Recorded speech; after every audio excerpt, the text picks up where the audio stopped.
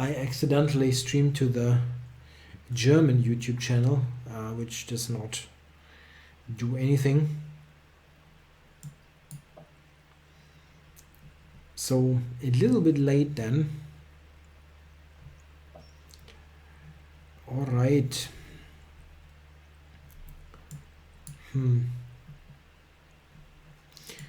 I can do that. Not really worried about d5, as then I go knight d8 to d6.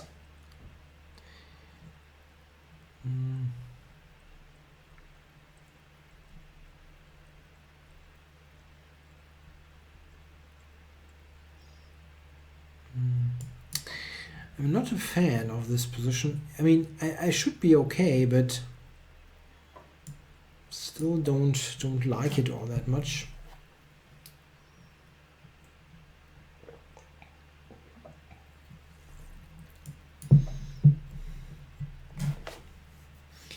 A good job there by Salau. Now what? I'm going to stop bishop g5.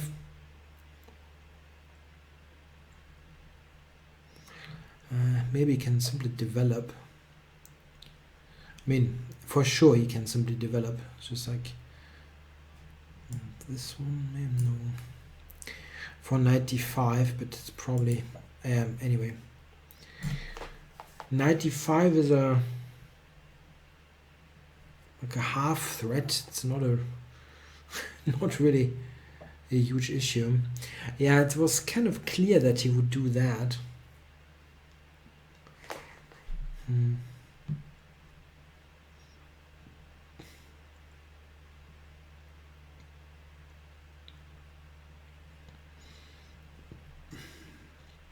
If I take a3, is going to take c5.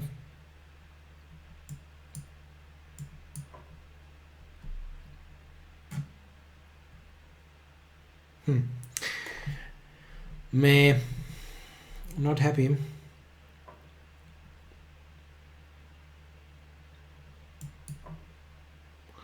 Yeah, it is on YouTube now.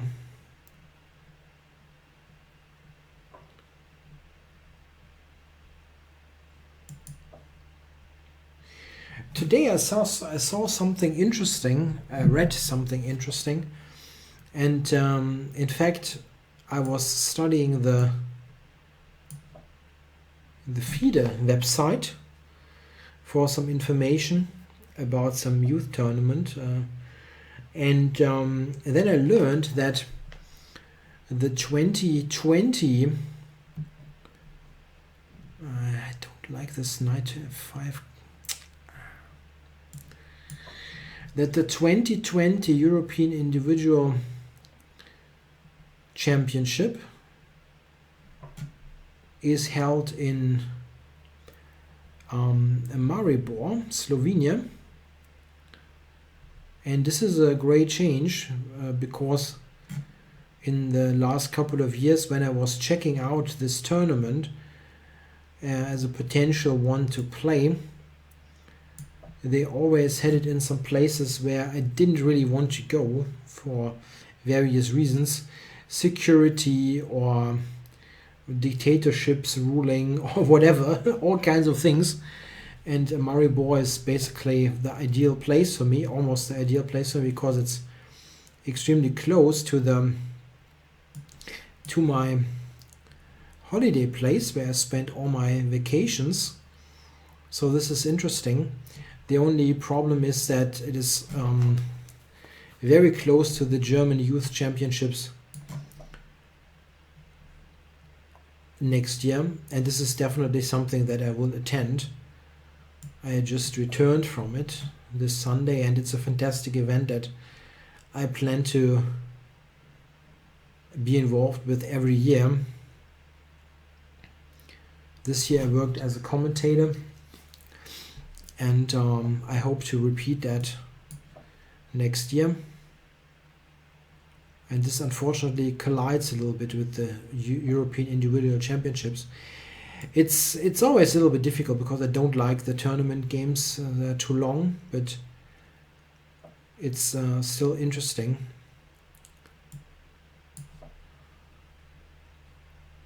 In particular, if it is a good place to visit.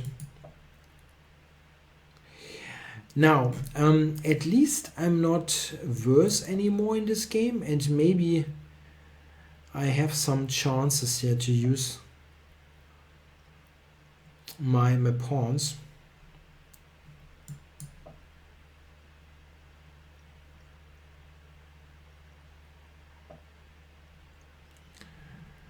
To go to d6, or what's the deal?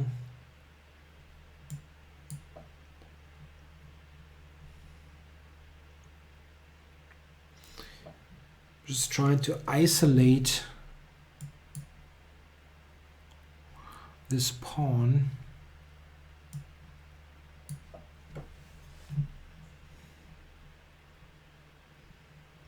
Angling for rook c2. Oh.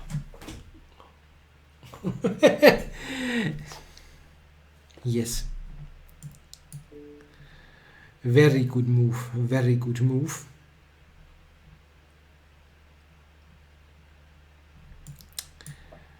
That was stupid. Very stupid. Okay, I think I'm still active enough to be okay, but still. That was very unnecessary.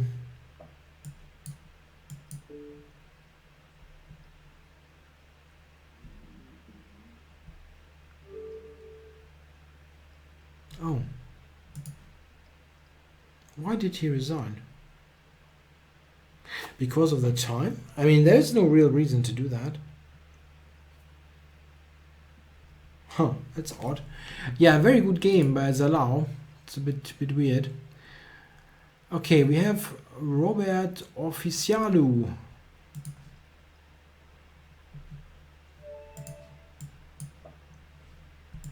No, it wasn't lost at all. At all. It probably was okay that it is equal, but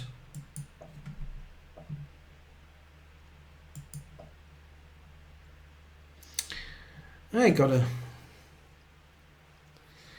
question about the recent Norway tournament format.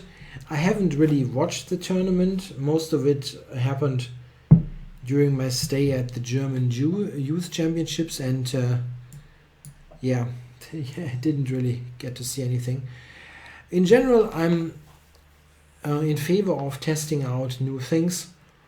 I think people somehow complain or say that it didn't have the desired effect, that the amount of draws got reduced.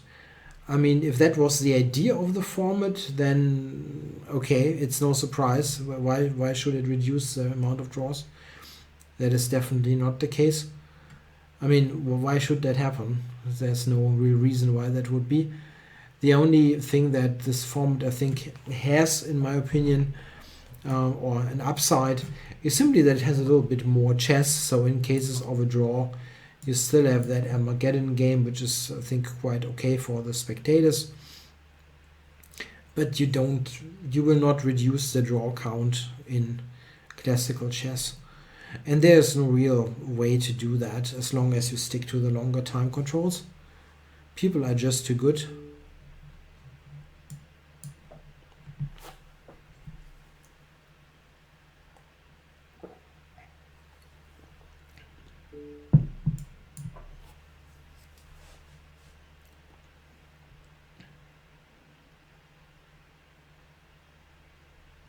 I'm not sure, by the way, if I understood the format correctly, I have to say. I mean, is it the case that if you got black in the tournament game and you draw, and then in the Armageddon you need a draw with black to get points? Is that how it worked? That white had to win in that Armageddon?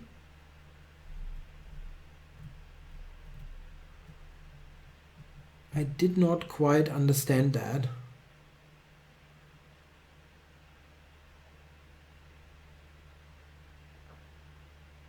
if that is the case, then I think black is, yeah, just a better color to have in a way. Seems a little bit unbalanced.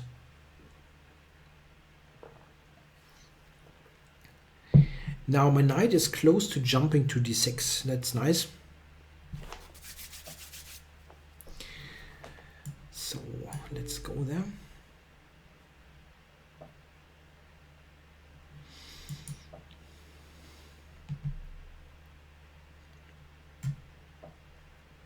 Oh.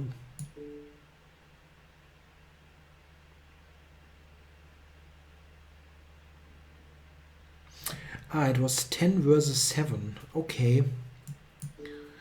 Okay, that is at least a significant time difference.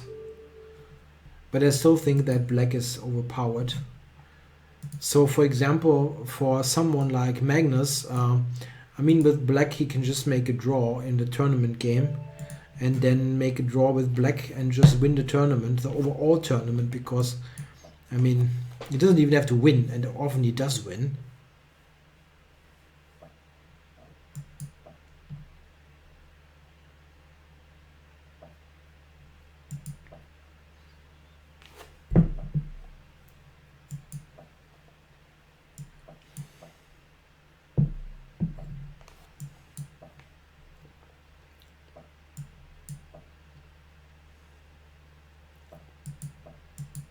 Yeah, this is a very nice line. Bishop d6 is just not a good move. Bishop is misplaced there, and I'm threatening the immediate b5.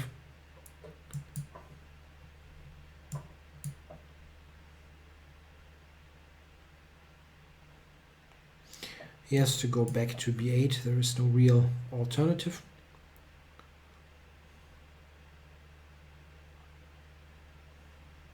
Yeah, here white has a clearly superior pawn structure and black has some issues.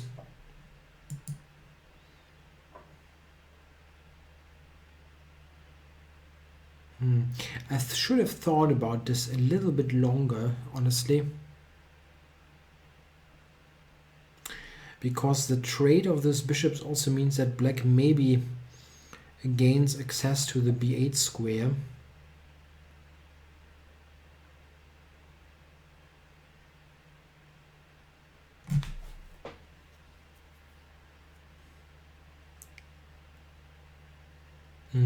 And I should have gone to a2. That would have been a lot better.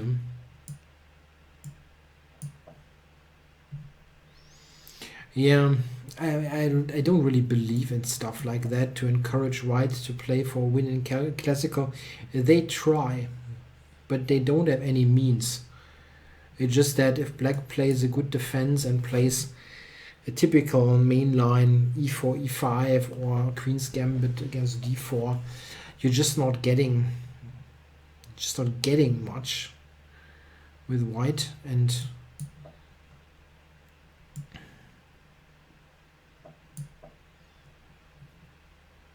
it's not like people want to make a draw. It's not the case. There's just not much you can do. Yeah, here I'm going to play for b5. Well, he allows b5. I mean, I don't think he could have prevented it.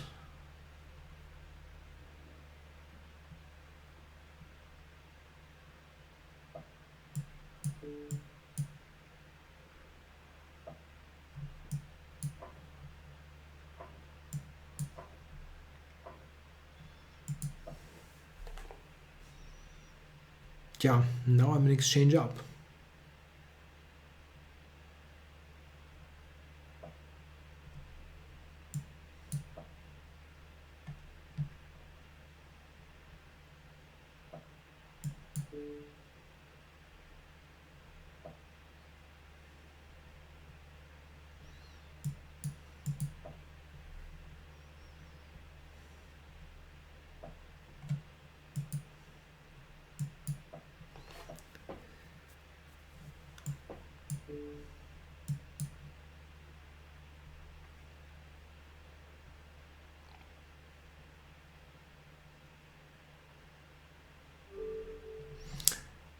Yeah, and Pet 2009 resigns. Okay, Neon 606, I don't think we've played in this session, so let's go d4.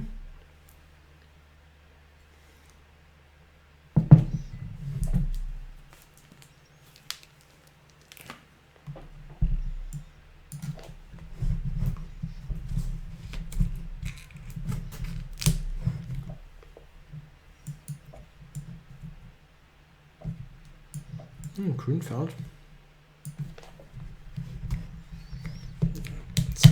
Castles is a reasonable pre-move.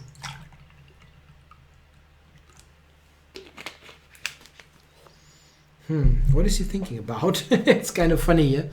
I mean, you can c5 is maybe I could have taken. Okay, this is still part of my repertoire, so it doesn't really matter much.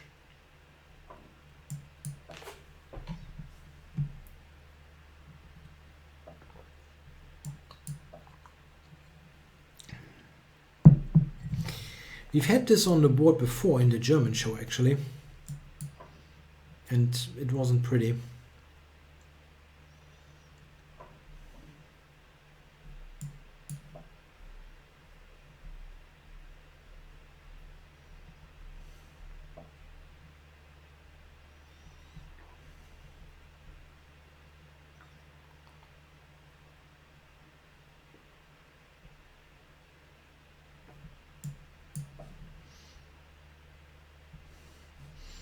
Oh, Friedel, where are you in Germany?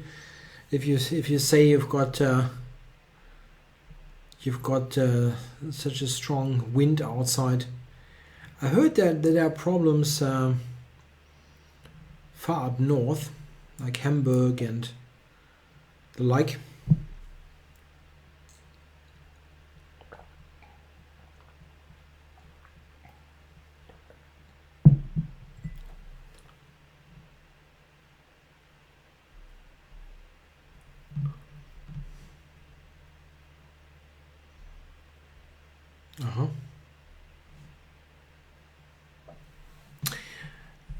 Yeah, I can play all kinds of openings, but I'm currently testing out my repertoire that I recently released, and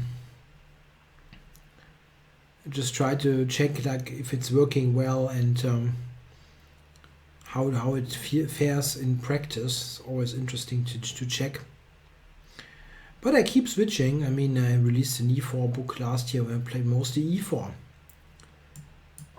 So got some variety there.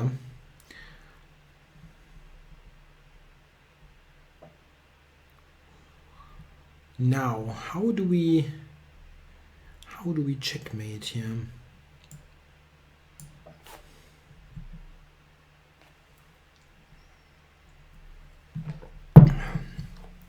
Yes, I'm completely self-taught. Never had a coach. I did work a little bit, of course, with club mates or teammates, but I never had a chess teacher. And you can do many things without. Okay, knight f6 is an issue.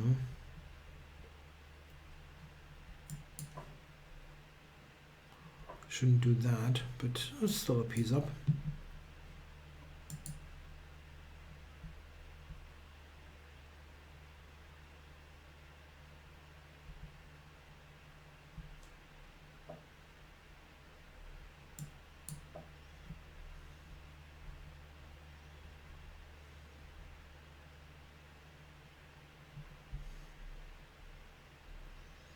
I'm definitely not playing the Budapest Gambit if you suggest to do that.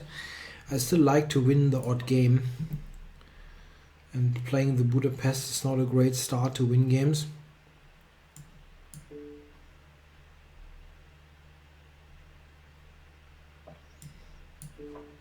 We can play that if you like.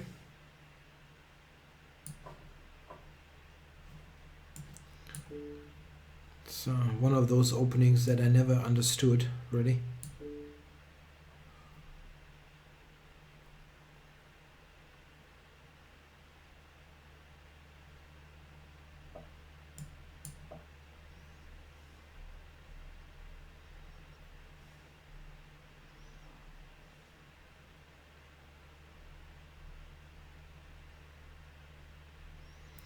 Yeah, now rook e6 and rook d6 are the main threats. There's no way really out of it.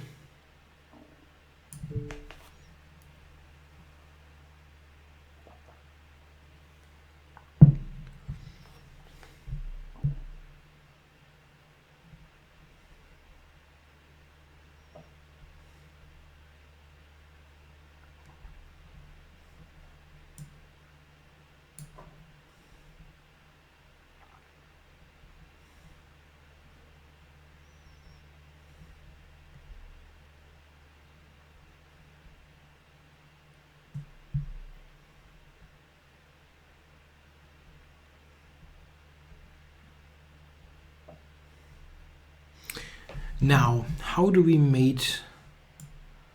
How do we mate now?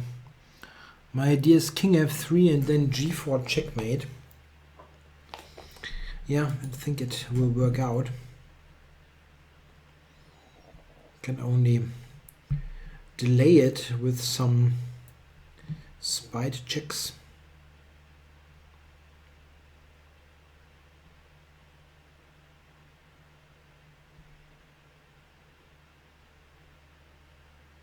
Nope.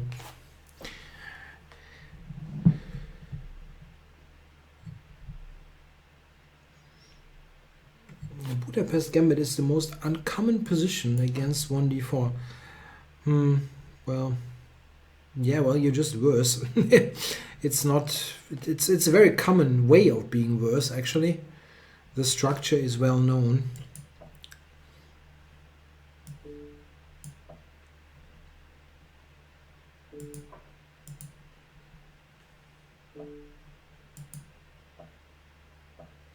I should have checkmated him. That would have been nicer. Okay, Chess Charlie, he says, with Budapest you can attack pretty quickly with black. Yeah, that is a funny way to put it. Yeah, I don't know. I don't know if I get the right color. He wants to play the Budapest. Nah, that's the wrong color, right? I've got black and I won't play the Budapest.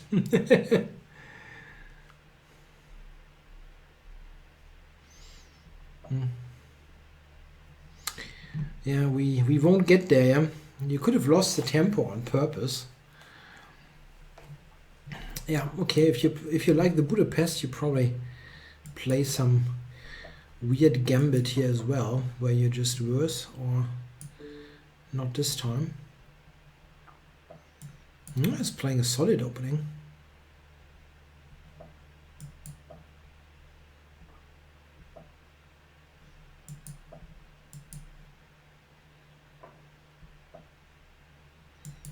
This is a good line for white against this black setup. It's slightly risky.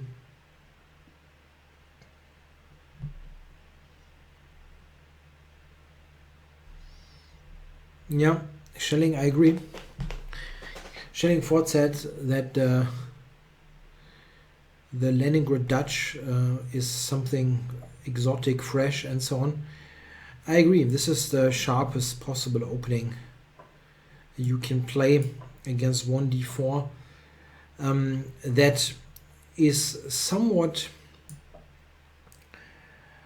let's say, it is sharp without being overly theoretical, which is a difference, for example, to the Benko. The Benko is probably also soundish, but is a lot more tactical and requires concrete memorization. And while you should also have something memorized with the Leningrad Dutch, it is possible to cut that down to some reasonable amount. And yes, the Budapest Gambit has been played by many strong players as a surprise weapon, like by Nigel Short in the candidates against Karpov. He lost pretty badly, of course. Then it was played by Ivan Shuk, I think, once against Aronia, and he had a good position and lost. It was played by Mamedyarov. And again, it's not super terrible, but it's just mostly good for a surprise, but not against a prepared opponent. It's not a good idea. And the main problem is that the basic pawn formation of the Budapest is just inferior. You're playing for an inferior pawn structure from the get-go, and this is why strong players simply avoid it like the plague. If you have an inherently bad pawn structure, there's no point in playing the opening.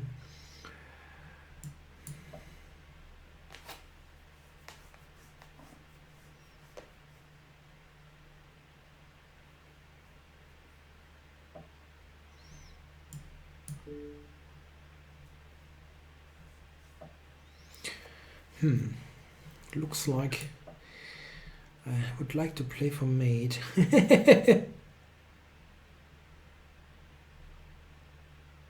Yeah, in the Budapest gambit, you usually get the typical pawn structure of the white c4 pawn against the d6 pawn. So d and e pawn are exchanged. So you've got c4 and usually e3 against c7 and d6, and that is just a bad pawn structure. That's what it is. White has more space, and usually a piece on d5 is a problem. This pawn structure is an absolute, by the way, key element of many d4 lines. And also many c4 lines. And Chess Charlie has resigned. Yeah, what I'm talking about. let's do that. I mean, it's a bit uncommon for me to do anything like that in the show, but I just want to explain what I'm talking about. The issue is that, let's say you take one of the typical main lines in the Budapest, like this. Knight c3 is also good for white, but okay, that's not the most important point. The thing is that you will often get this kind of structure with c4 against, like this. Black will play d6 at some point, and this is just inherently better for white because you've got more space, and oftentimes you get the piece on d5 here. Black is often forced to give up the bishop pair, which is even worse. So this is the kind of thing that I'm talking about. You often get a pawn structure that is not great, and that is difficult to change. c65 is difficult to play. So yeah, I mean, this is not terrible, but it is not all that great. Usually you want some kind of clear counterplay in such a structure. For example, if you take a similar thing, this is the same pawn structure.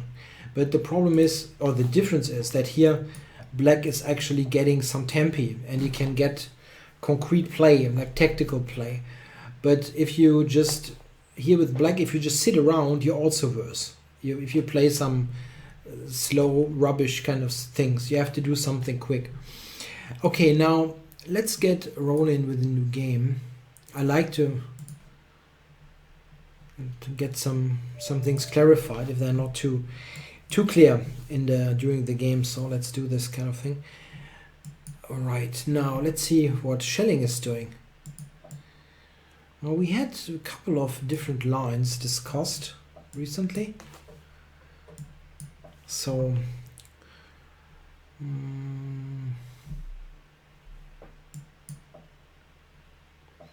yeah, he's got a good line there.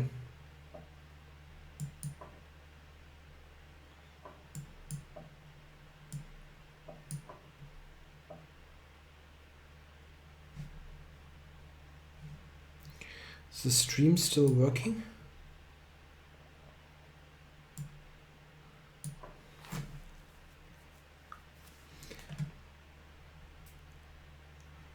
It was a bit odd there.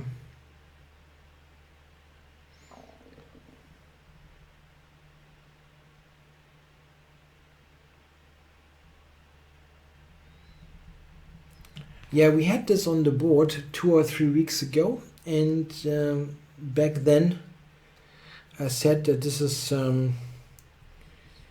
basically only playing for draw with black. Like, it's good compensation, but but I thought it's not very attractive for black. I actually have forgotten to look it up in my repertoire, but I think this is right. I think I'm okay here, but I still have forgotten how exactly I want to play.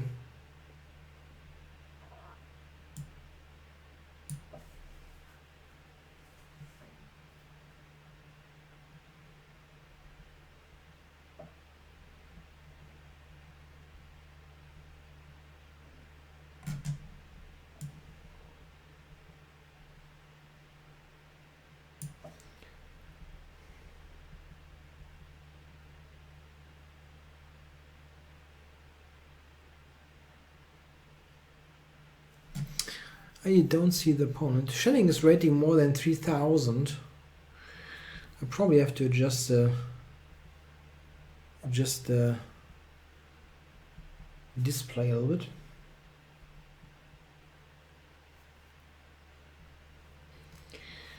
Okay, now I probably have misplayed that somehow.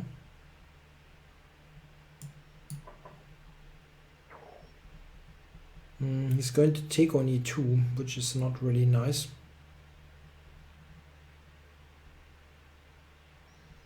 Yeah, Chess Charlie, you're playing. You want to play a different line, but I'm not allowing that line. I'm just don't allow it. Yeah, you cannot play that if White plays the best line. Anyway, I have to somehow do something in this game, and it doesn't look great because I somehow stumbled into this.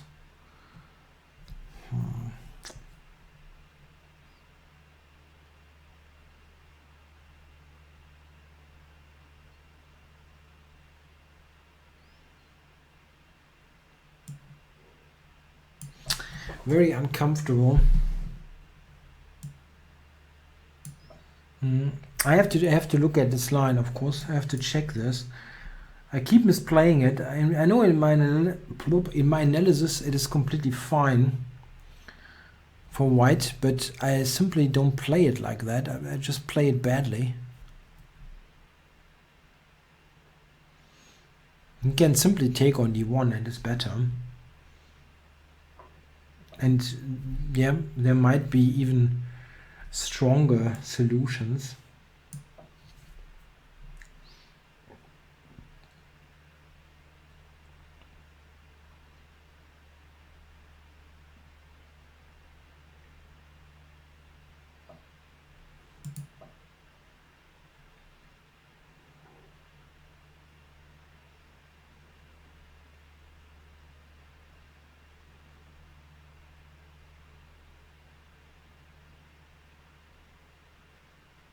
Yeah, I really played this badly.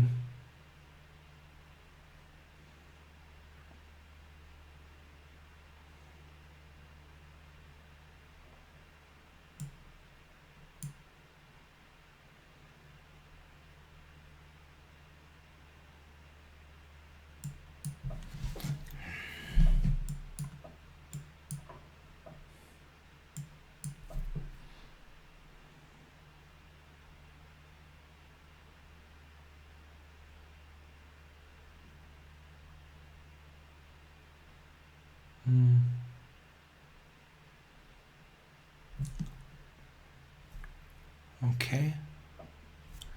No, I'm actually not so... It is kind of okay. The coordination is kind of okay. He's got knight c3, which is a bit of a problem. But...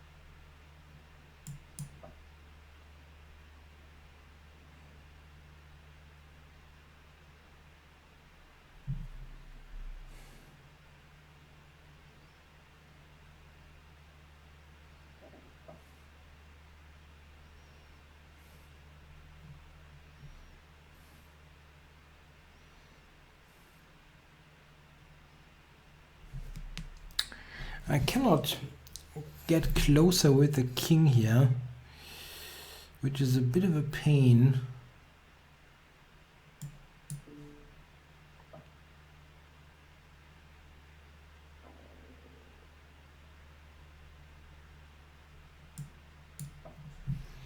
Don't know if this is a good idea, honestly. Could be bad.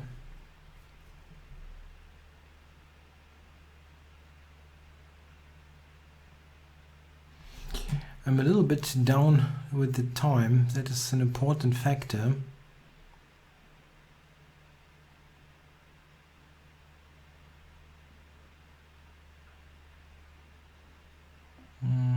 Yeah. I think black can simply keep the tension with knight d5 and be fine.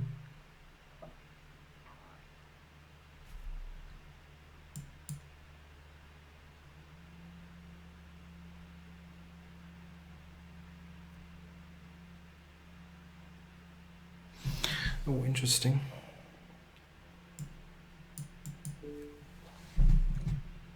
Yeah, that is very likely not good.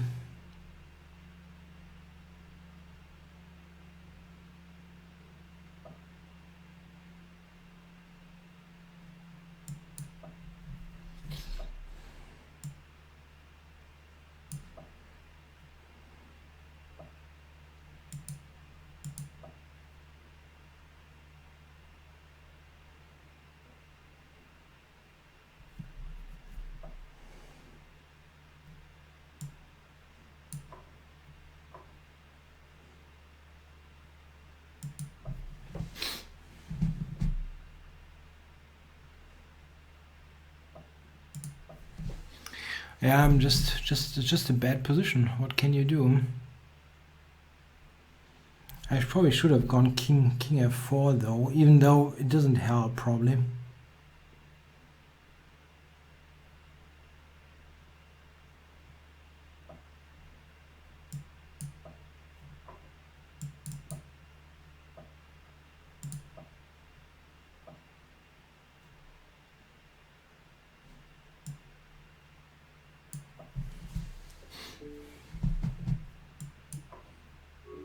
Alright, checkmate. Oh wow, he really outplayed me in this game. I have to badly check this line. I mean, the day only has 24 hours. Preparing against Schilling for Blitz games is not a high priority. I have to check what I mean, white shouldn't be in trouble. This is kind of ridiculous that I'm in trouble in this line. But I have to check it, how to play this. Yeah, anyway, well played by black for sure. So, who else is on? Let's lol gamer.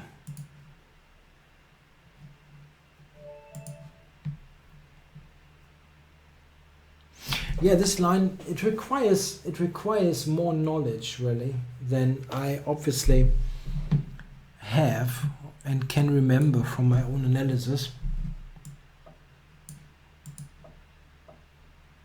I still would never play it with black. I think it doesn't make any sense really to be just sitting there playing for a draw. Anyway, I have a different opinion about this probably. Anyway,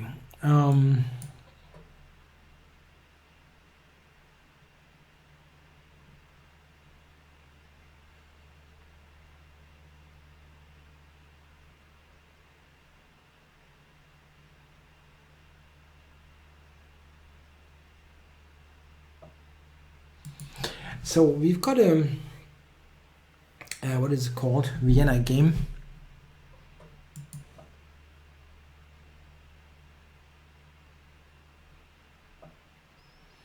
I think I've probably screwed up the move order a little bit.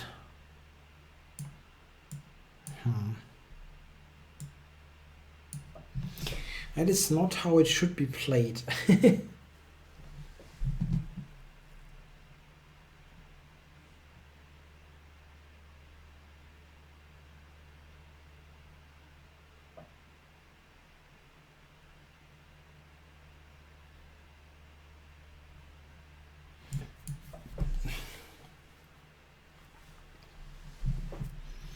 This is actually a threat, b4.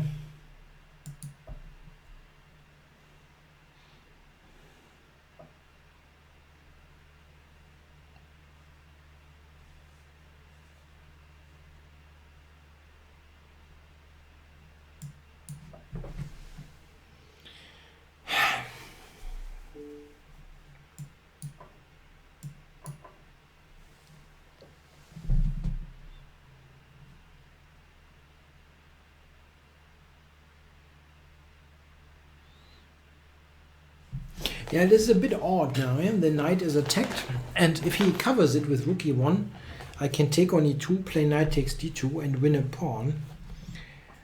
I know it looks odd, but I don't really see how he's saving the pawn.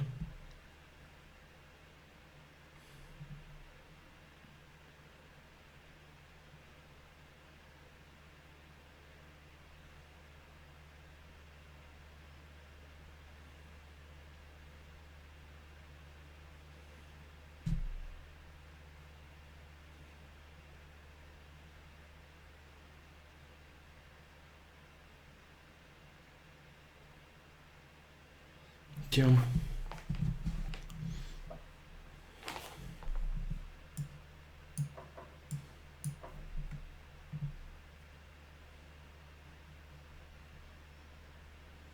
Give me the pawn.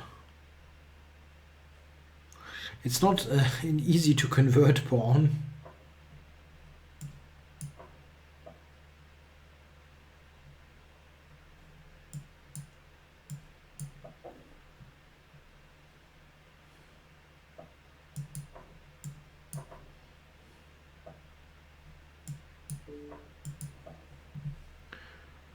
Yeah, that should be reasonably easy to convert.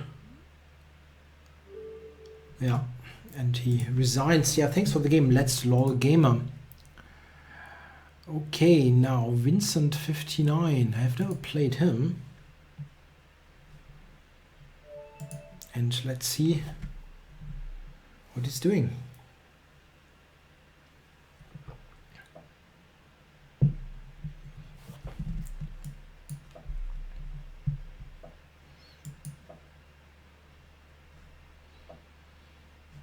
I don't have a particularly favorite move. Lauer. I like with white, if I don't really know anything what my opponent is doing, I usually play knight f3 on move 1, but I can also play d4 or e4. I mean, I've written the books, and it's I think I remember my own repertoire well enough to play it even against prepared opponents.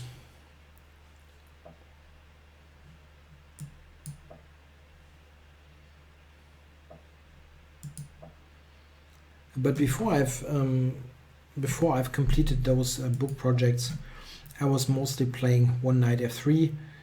The advantage of one knight f3 over some other moves in the closed games, in particular 1d4, is that it avoids many sharp lines like Benoni's, Benko Gambit. You are a bit more flexible against g6 and f5 systems. It has drawbacks, of course. It allows a couple of things that are not that easily played against 1d4. But I usually say that the goal of every player who plays d4 or knight f3 or c4 is to ultimately play every move of the three, d4, c4, knight f3, because they are so heavily transpositional. That's true, yeah, I forget. I know the lines best from the d4 repertoire. So the one that I've worked on.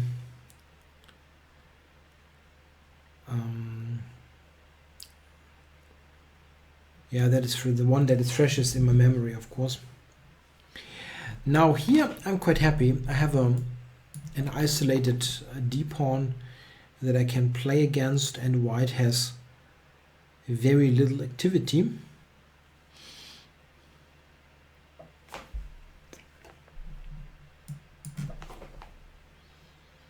I try to increase the pressure on the d-pawn. Trading the light squared bishops is a good start.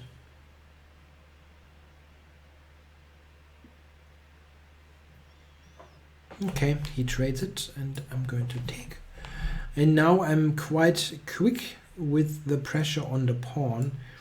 Even this rook a5 is an option, but currently there would be knight to c4, which is annoying. But I can put the second knight onto this.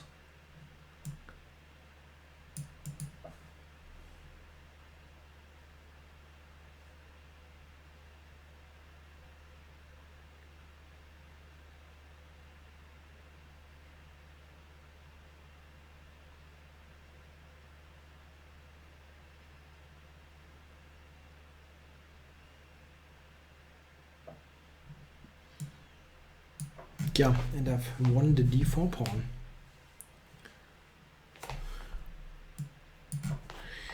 Yeah, it's a good pawn to win.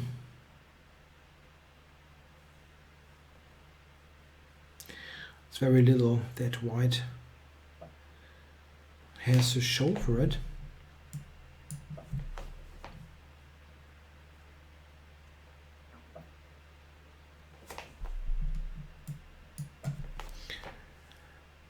Yeah, Dilatation X asks if I have Polish roots. That is probably, oops, wow, a matter of definition.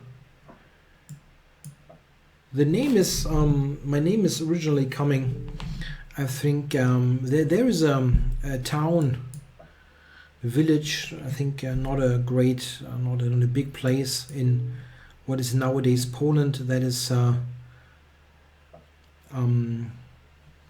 the same as my last name, so probably the family is originally coming from that place. But as far as I'm aware,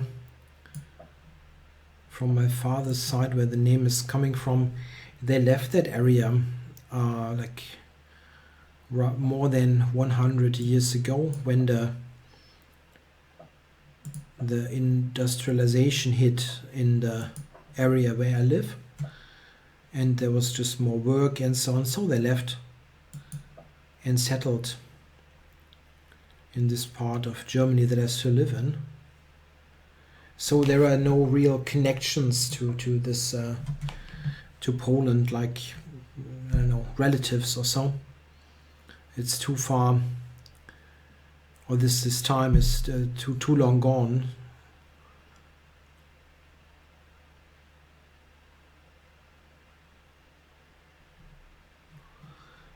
Yeah, here I should be winning rather easily because of the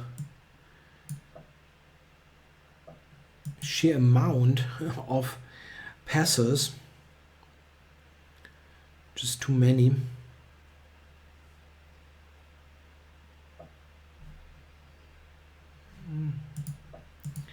Got one on the B file as well.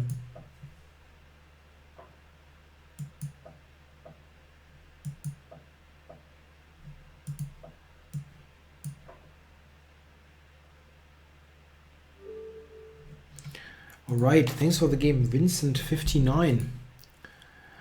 Alright, now Tudor 134.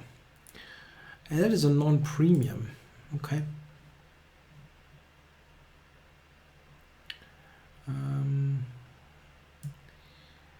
Please, if possible, don't challenge me with a non-premium. I keep clicking on them. I shouldn't do that.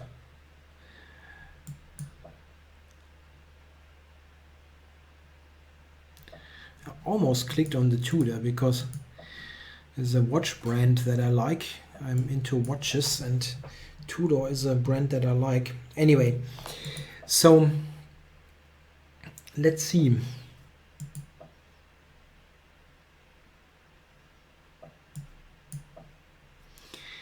We had that on the board a lot. And people by now know that castling is kind of risky.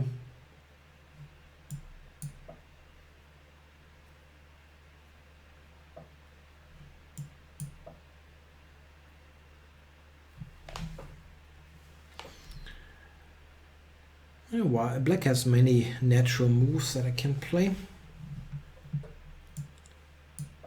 And, I have not castled. I can still do the h5 business.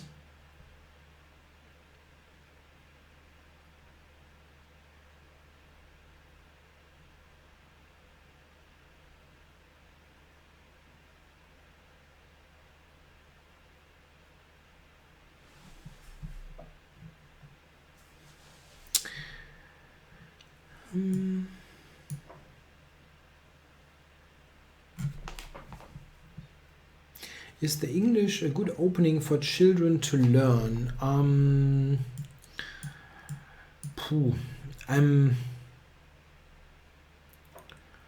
not a big fan of those kind of general things like, is this a good thing or bad thing? I'm skeptical, let's say. I think that children should rather play more open openings like e4, or I think like an active d4 repertoire also can be feasible, but usually I would like them to play e4.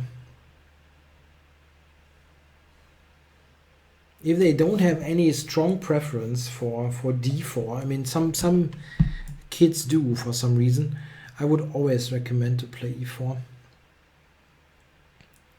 But I'm not a big fan also of forbidding things. Like if they, I mean, I would forbid stuff like, I know, 1b3 or so. That's really terrible for kids, because it just doesn't help much in learning important chess concepts. But like d4 means it's not a terrible move. Speaking of terrible, I have completely misplayed this opening. Completely misplayed it. And I probably lost. Wow.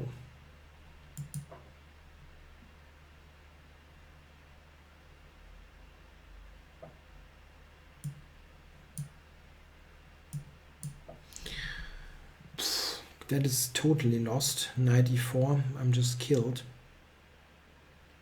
Wow.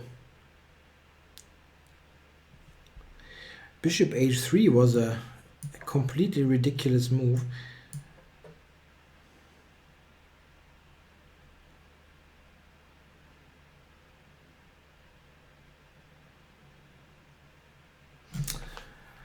A recommendation against c4 when white aims for a setup with e4. Yeah, well, you don't really know. If he really wants to badly build up this Botvinnik pawn structure, you can go e6 or c6, which makes e4 a completely different animal. But you can play many things. Usually I recommend c4, e5. Actually, I recommend the line that I'm playing in this game and completely misplayed.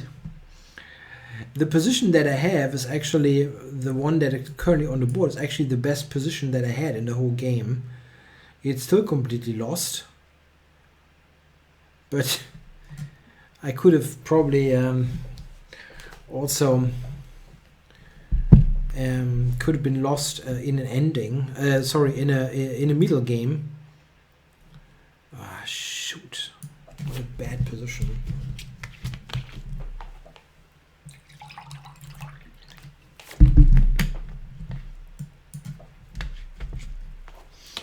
The starting position was better. Yeah, that is probably right.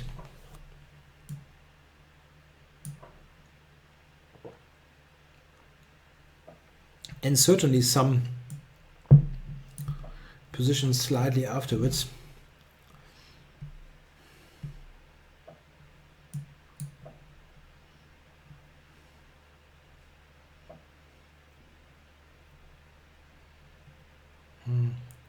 Yeah, I should probably trade and make a draw, but I don't want to.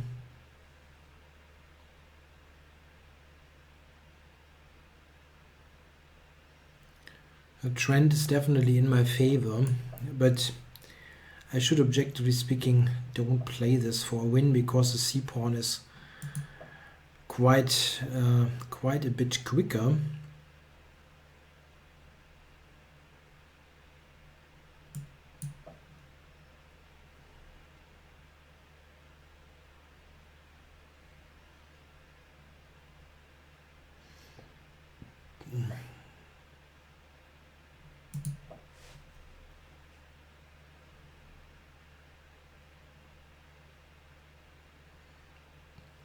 A bit of a gamble here, everything, but I don't know.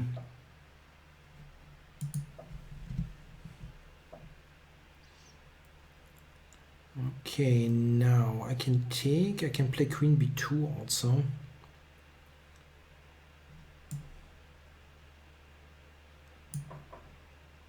Queen b2 now for a tempo. It's still not better for me.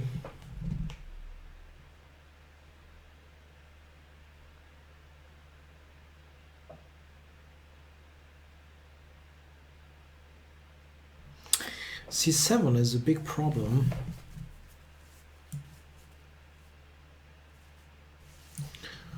Against this, I can check me.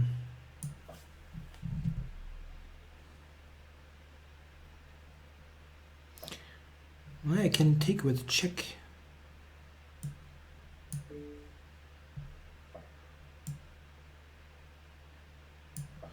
And now cover everything. Somehow I'm winning this game. I don't know why and how, and I don't think I deserve it all that much, but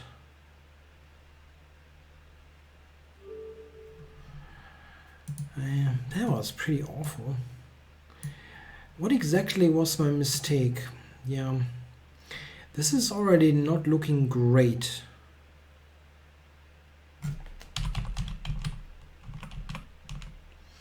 I should probably castle, right? No. Thanks for the game, SK Gemmering. Now, David Cresty is on. You don't want d4? Somebody said no d4. I'm still going to play it once again. I'm really happy that I can play this stuff and know some things.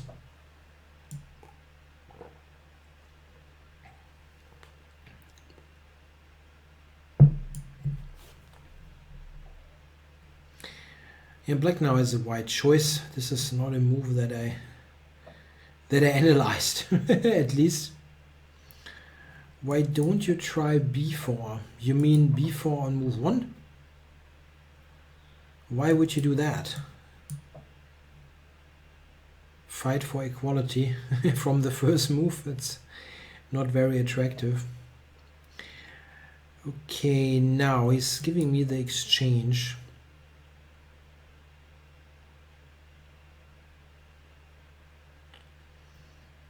I'm going to take it. Sometimes black actually has a bit of compensation in such a position, just because the dark squared bishop tends to be very strong. We'll see.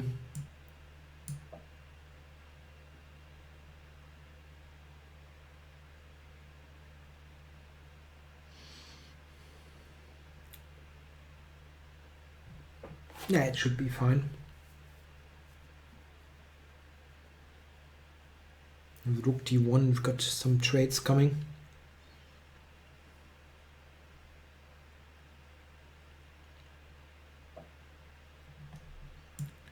Yeah, to just take on. This is actually a simple solution.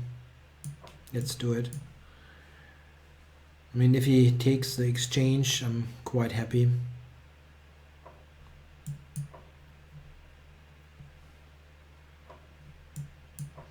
Yeah, this is looking very nice. Got a pawn and a really nice knight on e3, which somehow looks like it dominates the bishop in some way. Yeah, it covers g2 and I've got rook d1 next. That is very attractive.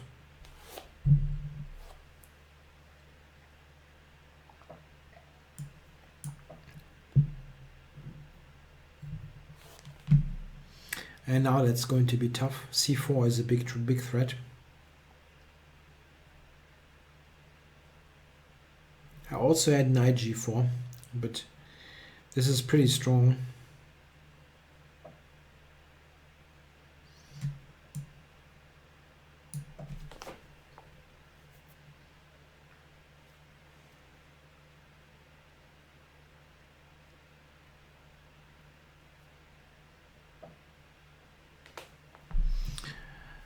Now, well, hey, this is good.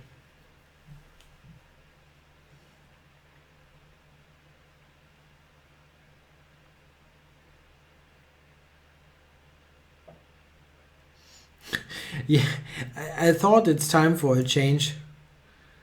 Never had milk in a banter show, and today I do.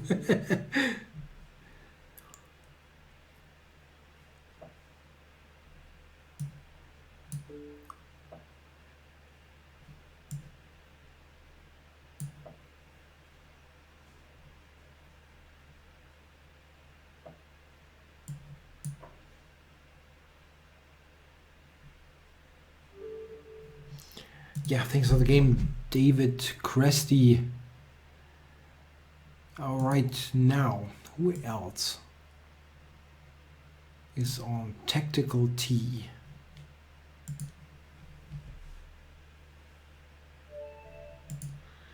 Tactical T.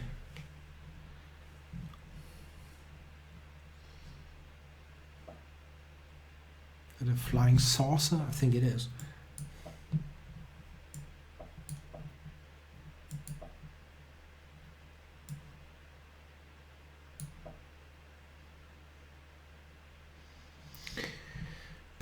What is good for kids to play as white against a Sicilian defense?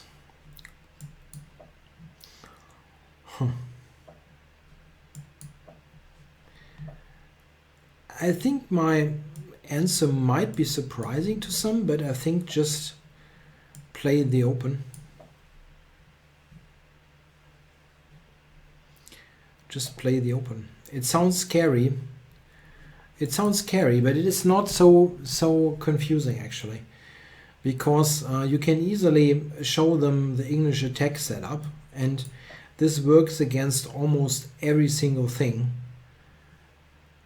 And it's fairly simple actually. Always play with f3, bishop e3, queen d2, long castles. Maybe show the one or two things where that won't work, and I mean, the typical opponents, won't know it either. I mean, do you think there are any big dragon experts in the, I don't know, the German under 10 championships or something? And no, not really. In fact, when I did when I wrote the game of the day for the newspaper of the championships, I had one game featuring two girls in the under 10 section, and they played the English attack over the knight over 15 moves, and I don't think, because they learned the precise moves, I think they were actually shown by their teachers that, okay, you play f3, you bishop e3, and then you play g4, h4, play for mate. And this is theory. I mean, it's just like how it is played. And the nuances that are important on the GM level are completely unimportant on their level. So I think this is actually a good thing to do. If you show other things, I mean, they have to unlearn it later. I mean, I had the same thing a little bit with a student of mine. She somehow learned the Grand Prix attack against the Sicilian as a kid, and it was a huge step forward when she started to play the Open Sicilian. The biggest step was that she actually started to enjoy the games more, because the positions were just better. And this is something that is often not quite taken into account all that much. if you invest a bit of time and actually know the opening, the game gets more enjoyable because you have better positions. Sometimes people think, that this is no fun if you learn stuff and so on. Yeah, the thing is, you often just have more enjoyable experiences playing because you actually win, because your positions are better.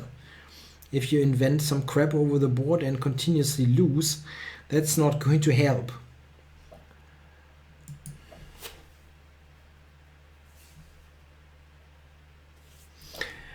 Okay, here I'm kind of happy with the pawn.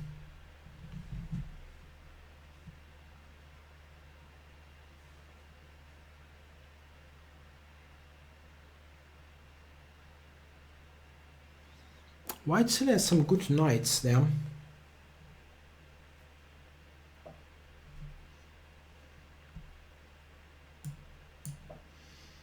It is of course important to not spend unbelievable amount of time showing them like the open Sicilian, that there are more important things for kids to learn.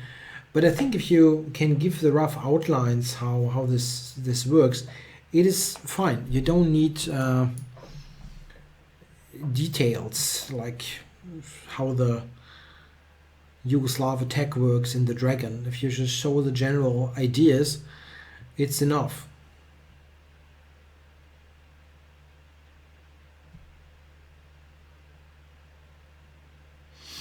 Yeah, I'm shooting for knight d3 here, huh?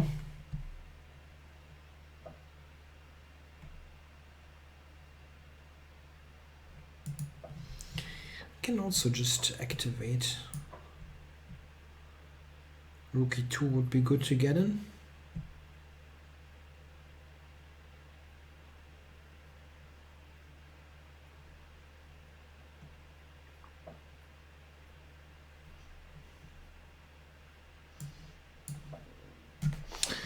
Miktal asks, why is nobody interested in the women's candidates tourney? I don't know. I also didn't follow it all that much because of my projects. I think even if there would have been the general candidates tournament, the men's candidates tournament, I wouldn't have followed it all that much. So it's tough to say for me. I just had other things on my plate. I mean, one thing you can maybe say, I think it was pretty. I mean, the lead by Goryachkina was quickly getting so substantial that it was not very exciting in terms of the pure result, because you kind of knew that she would be winning. Why didn't I play rook e2? I was so... Rook e2 is just like winning immediately.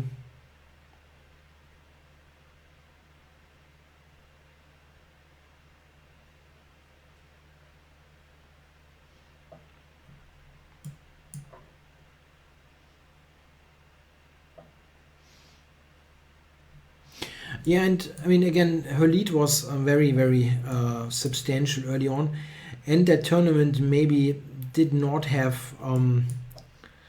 that was stupid. I shouldn't get checkmated.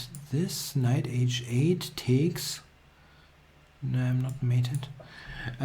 It didn't, I think, you can correct me if I'm wrong, but I think it didn't quite have a compelling storyline, let's say. Sometimes those tournaments have a certain theme to it, or a certain point, like London 2013, for example.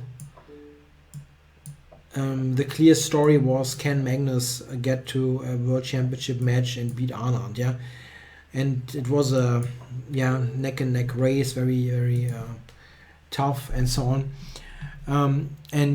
Or then you had the one in 2019 in Berlin, where I was working, in fact, when like it was Kramnik's last chance maybe, and Aronian getting older, can he make it, and so on. There were some storylines, and I'm not sure that the women's tournament had such a clear storyline.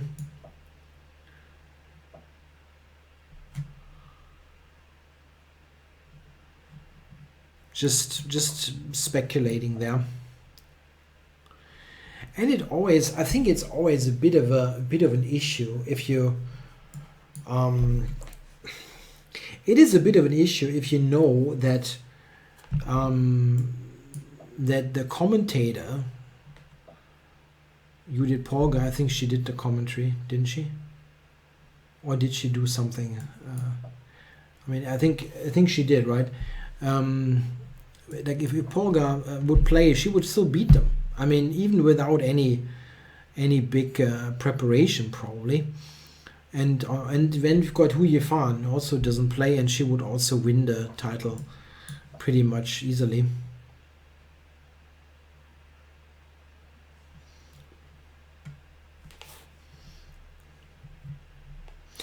Polgar did the Norway chess. I wasn't quite sure, I'm sorry. I saw that she was on, but I didn't know what it was.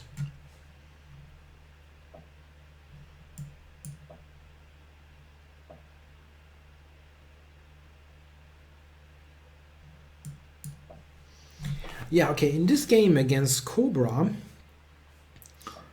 yeah, not much is happening. But I have some hopes, because in this kind of structure, I'm not saying I'm better, but I have some hopes, because in this kind of very symmetrical structure, sometimes the bishop turns out to be not the best piece. And that is my hope.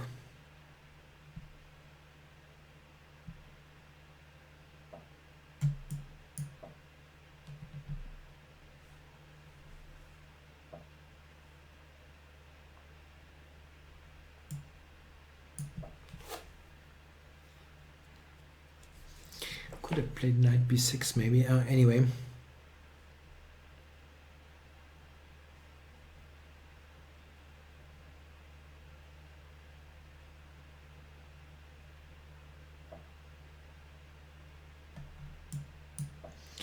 Yeah, I'm stopping e4, getting on my nerves. This idea.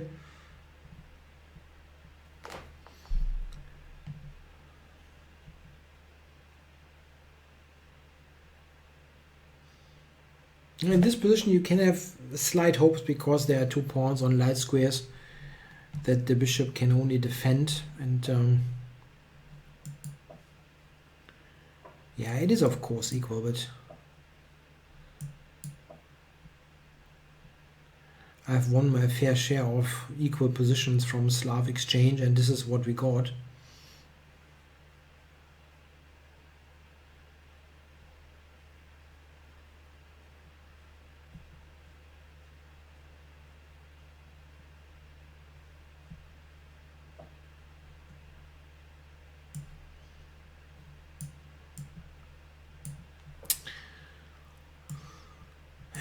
Yeah, that thing on d7 is not good. I should improve it.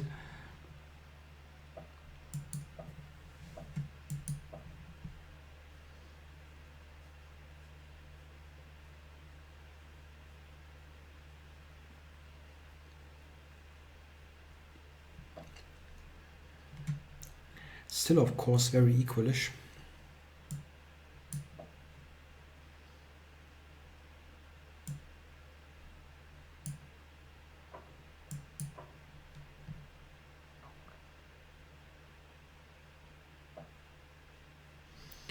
Okay, now I'm getting a little bit of progress in. How does he cover that? I mean, he can, but it's a slight concession. a4, I mean, how does he cover that?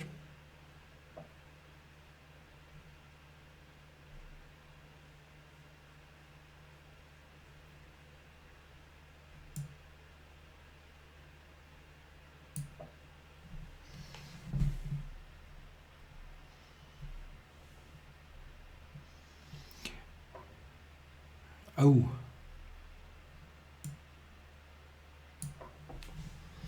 Now I'm getting d5 there for the knight.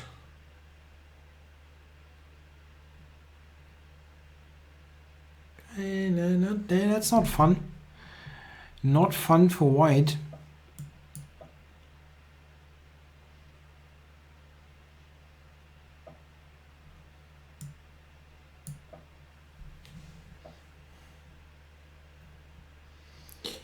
Now, I can play knight c3, but he's got a check.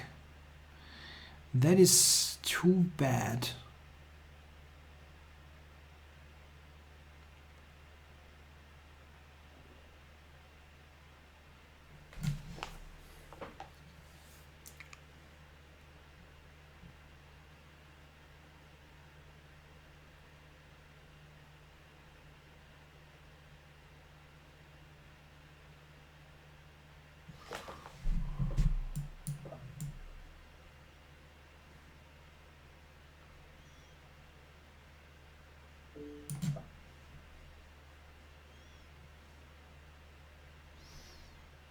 Yeah, I don't see why I shouldn't just take everything.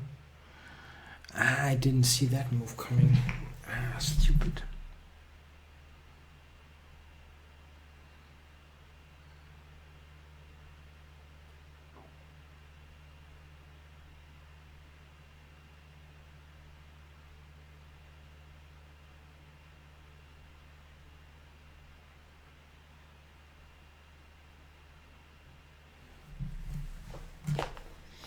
He's offering me a draw. Ah, wow, I completely screwed it up. Ouch.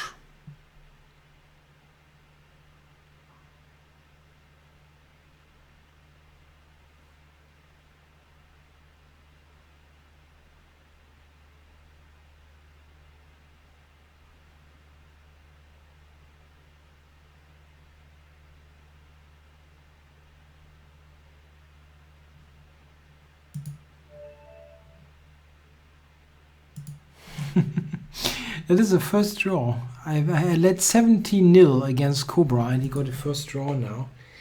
And he probably should have continued, because I really don't see a good move.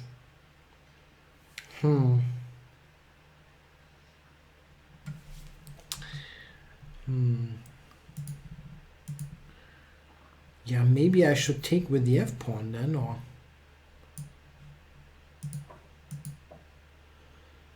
something different here.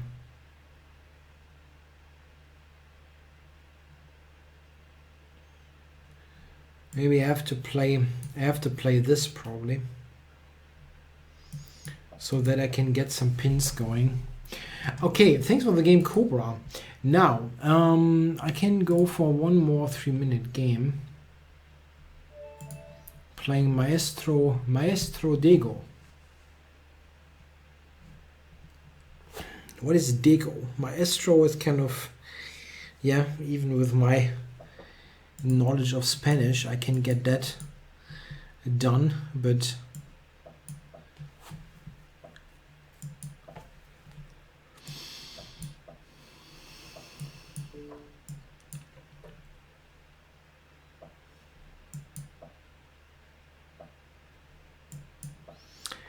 Queen e7 is not the best move probably, but I wanted a slightly more strategic position. Can also play with g5, but like in a quicker blitz game, I don't mind to have more standard kind of positions.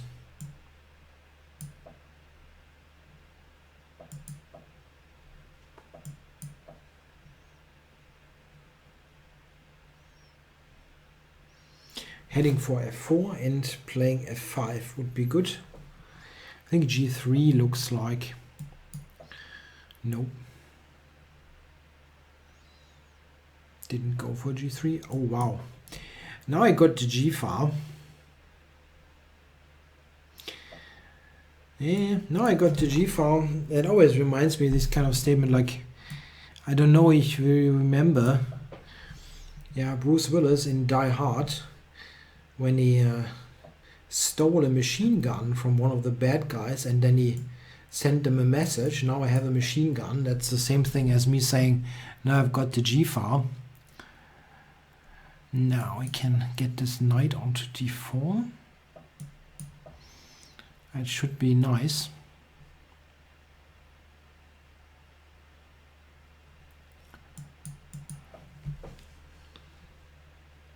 White has a hard time to move.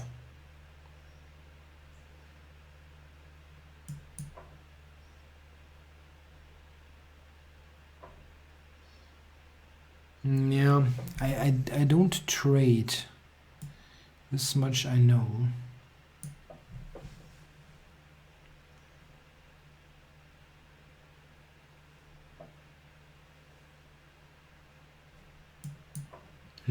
Okay.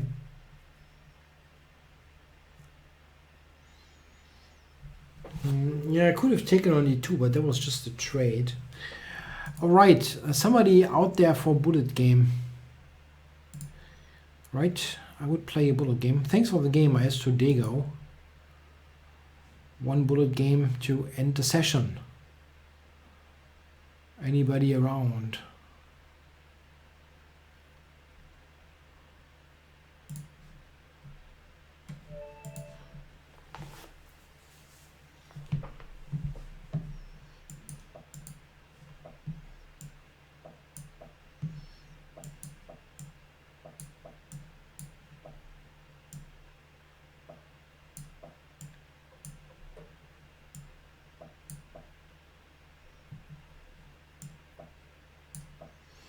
Yeah, h5 here is slightly odd, but okay, it's bullet chess. And my opponent, I think, is a little bit too slow.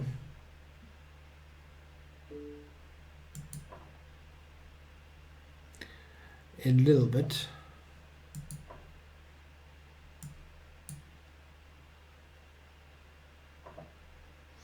Now I'm threatening knight e2 first and foremost, and it is ignored. Wow, bishop h6.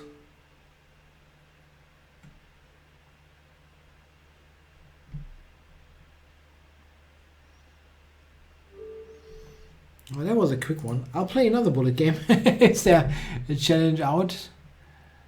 Sonneblom. The sunflower, I guess. Yeah, my opening concept is very much good for bullet because you can play all those moves quickly.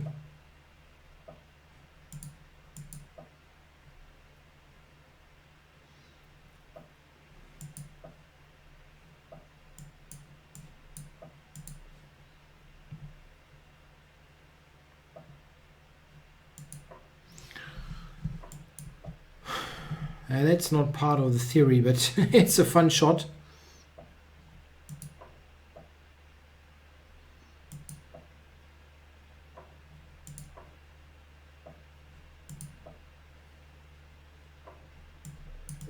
And made. And it was kind of, I think it was very bad anyway.